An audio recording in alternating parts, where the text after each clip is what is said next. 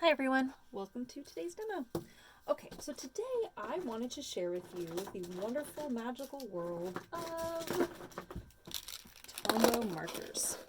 Okay, so Tombow markers are really cool because they have a brush point on one end and they have a bullet point on the other end.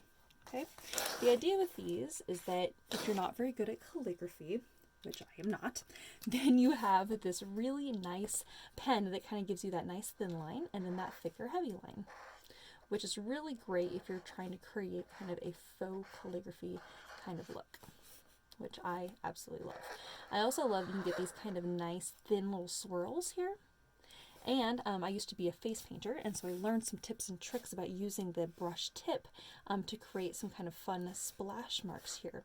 The trick here is to use the point as the point of the splash, and then that way you can get down to the super tiny, and then you have that back end actually acts as a kind of the rounded end on the back end of that splash.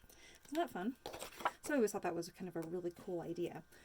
But even more than that, if you actually have a couple colors, like a light and dark, you can actually do some really cool things. So if you have a piece of acetate, this is just a piece of plastic here, you can actually color the dark color on the piece of acetate, and then the lighter color here, you can actually pick up, and then you get that really cool kind of ombre effect.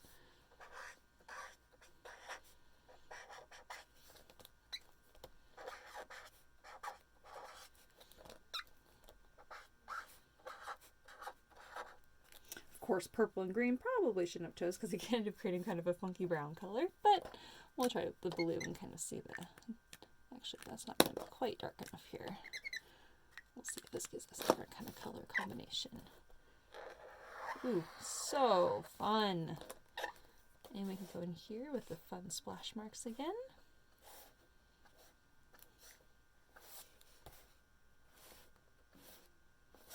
That's cool little fun things you can do there. And what's also cool is you can actually create little hearts as well. And I always do this from the back side, and then that way, when you look at it, then they look upright. So you do things upside down like that, kind of turns out nicely. I find when I'm doing a little heart upside down that you end up being more perfect than if you're trying to do it more upright. Isn't that neat? Okay.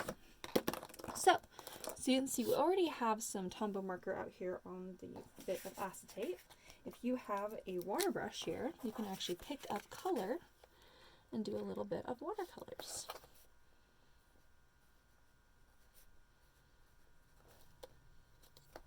Now, I like to, of course, do some writing, like some little fun brush lettering here. But you could always do some fun watercolors if you wanted to kind of make something kind of fun. I'll do a cute little heart here. And then remember the little technique with making the little hearts. You can even do that with a paintbrush.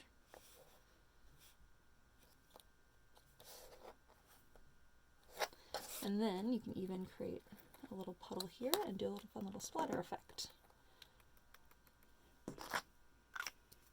Isn't that cute? And then what I love about this is because you are working in this kind of color already, you can even go in here and add like cute little extra little messages.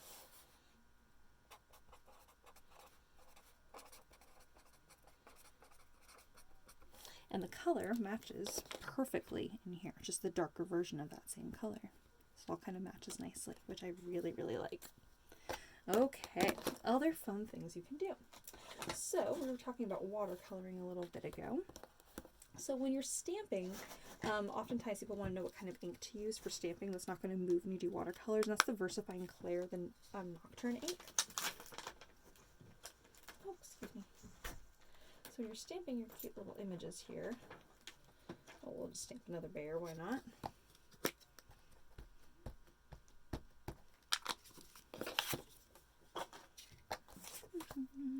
You're going to make sure that you let your ink totally dry. Okay. Because then that way the ink won't move when you go in to do coloring. Actually, I'll bring this back in. So we can do some watercoloring, but we can also color with our markers. So if you're going to color with your markers, You use a few different shades of color here. I'm going to pull these to the side for just a moment. I'm going to clean this off. Piece of acetate just wipes right off with the paper towel. Which is clear again.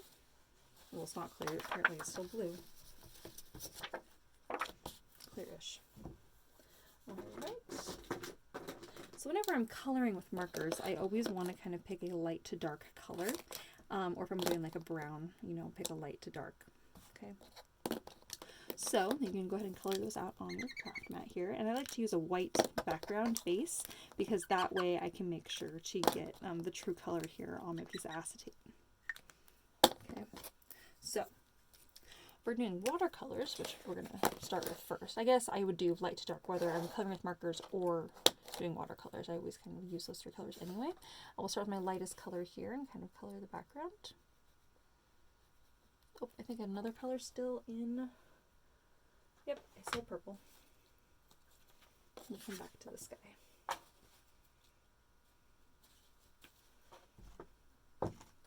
I'll just stamp another little bear. Let it dry while we do the other one.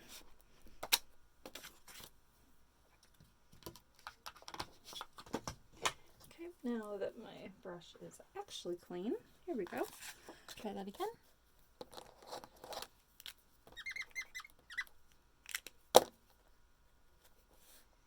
Go with my lightest color here first.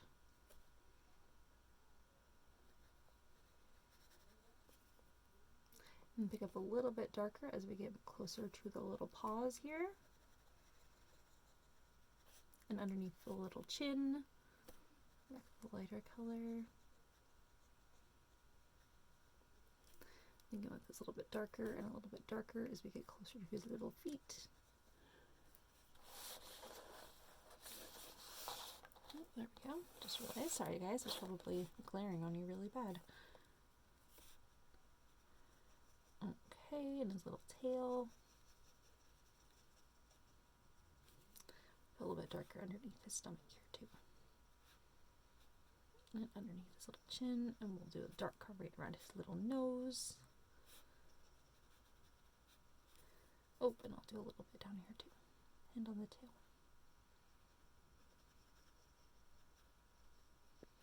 Okay. And then we'll let that dry, and then we'll see if we need to add any more watercolors anywhere. Okay. So then when you're coloring with markers, it's a little bit of a different story there. Okay, so we're going to make this kind of a lighter bear. So what you're going to want to do is you want to start out by coloring all of this kind of a lighter color. Ooh, and this is already going to be way too dark. I'm going to actually go with the other one.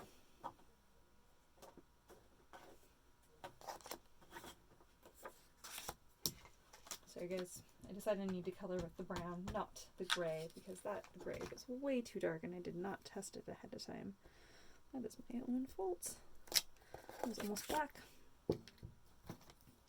See, and we would have lost all of this detail. Can't do that.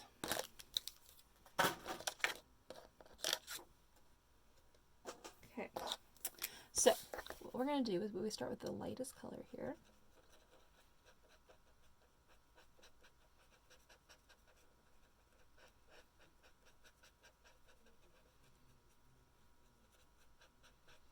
And I usually try to do one layer of coloring, so then that way it's not too, I'm not getting too dark of a color here.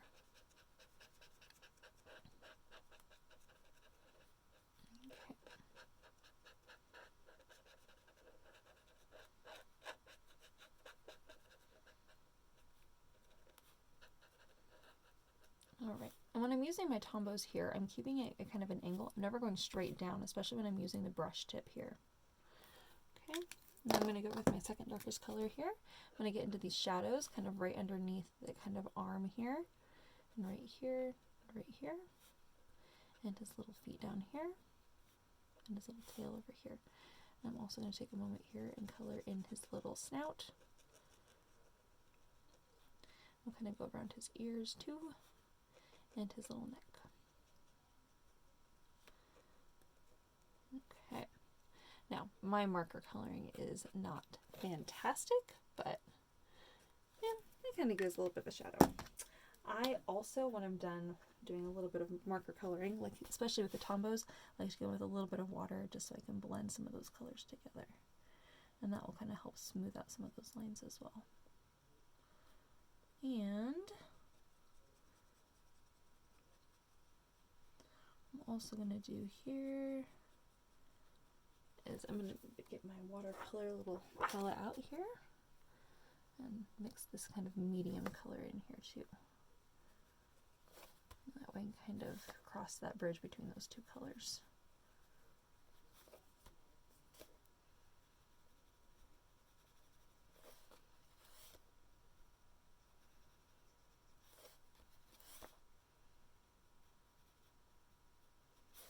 That way my colors are much deeper and they're richer, but then I get some really nice color blends there.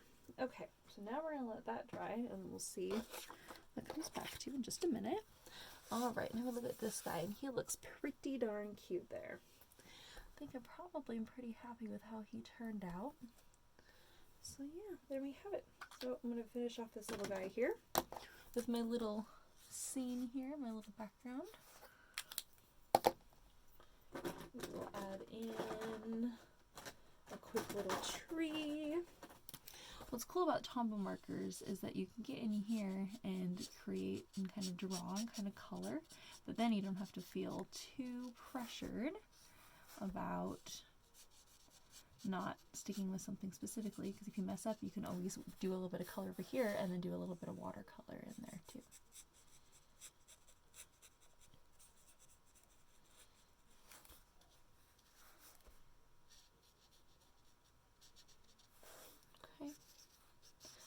And I'm just going to add a tiny little bit of color in here. Oh, my drawing style isn't perfect, but that's okay. It doesn't have to be perfect.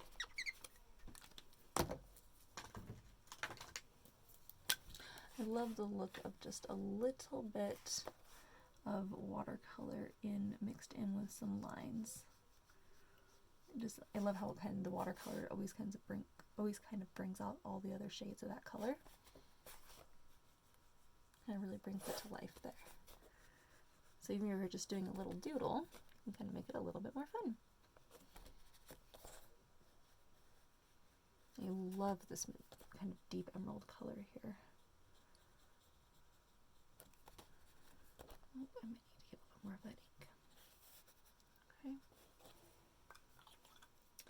And we're going to go in here.